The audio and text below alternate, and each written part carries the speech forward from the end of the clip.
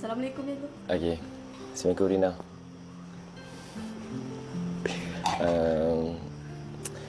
Kanda nak jujur something yang Kanda sebenarnya.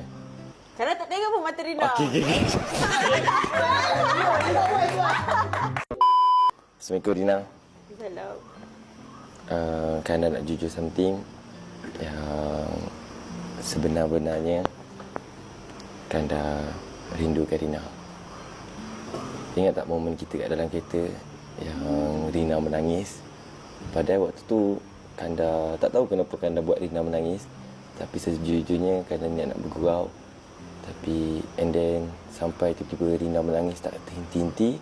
Dan waktu tu Kanda buat konten untuk Rina. Tiba-tiba buat konten sebab nak redakan kesedihan Rina. Tapi sebenarnya Kanda rasa bersalah waktu tu. And then Kanda rasa that moment tu adalah momen yang paling indah yang Kanda takkan lupakan untuk Karina. And then Kanda nak minta maaf Karina. Dan Kanda rindu Karina.